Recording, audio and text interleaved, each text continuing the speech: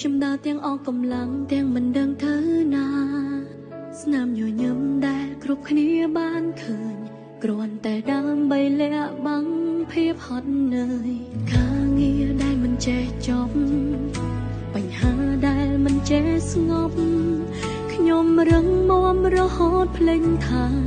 ខ្លួនឯងក៏ចង់សម្រាដែរ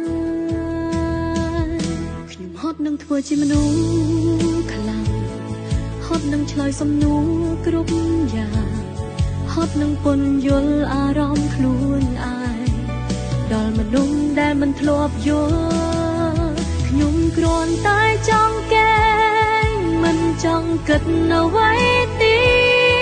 តគ្រាន់តែចង់បាត់ភ្នែកបំភ្លេចរឿងក្នុងលោកនេះខ្ញុំគ្រាន់តែចង់ស្ងៀមមិនចង់បកស្រាយអ្វីឡើយគ្រាន់តែចង់សម្រាកពីគ្រប់យ៉ាងដែលធ្វើឲ្យឈឺ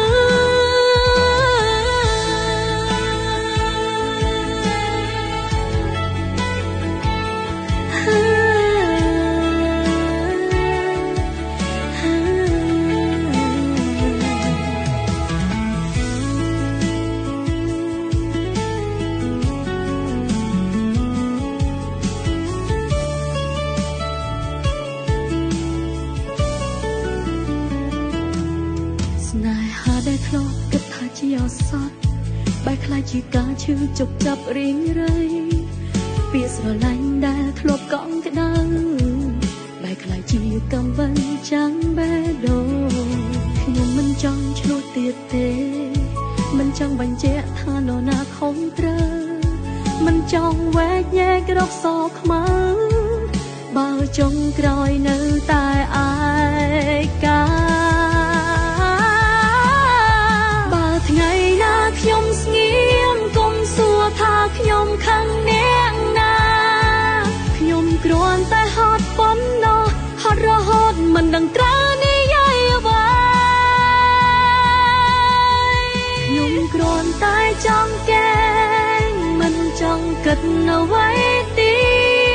តគ្រាន់តែចង់បាត់ភ្នែកបំភ្លេចរឿងក្នុងលោកនេះខ្ញុំគ្រាន់តែចង់ស្ងៀមមិនចង់បកស្រាយអ្វី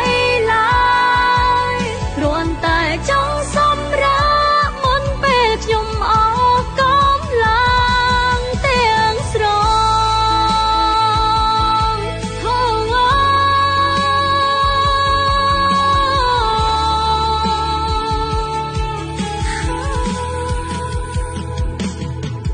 ថ្ងៃនេះ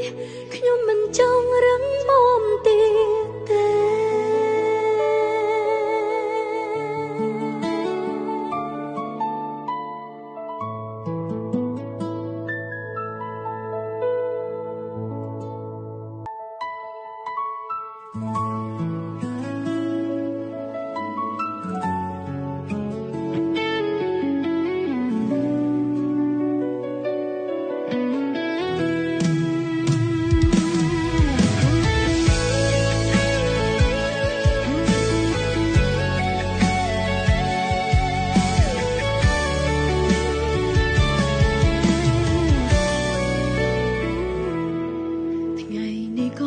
ថ្ងៃម្សិលមិញខ្ញុំដើរទាំងអស់កម្លាំងទាំងមិនដឹងធ្វើណា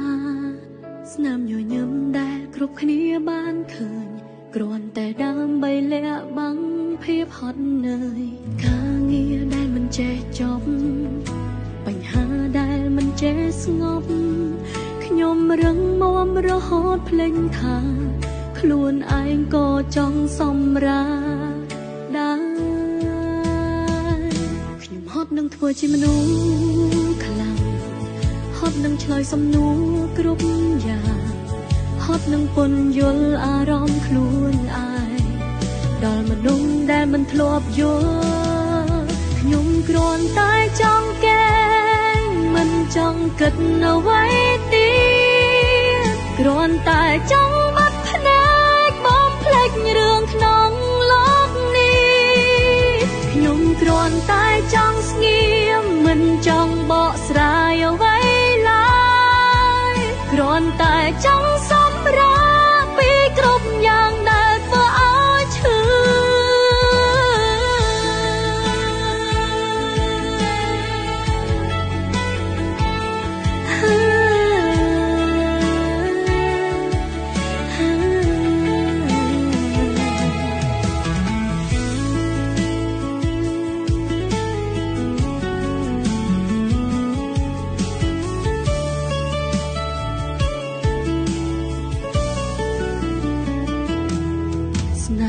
ដែលធ្លាប់គិតថាជាអសត់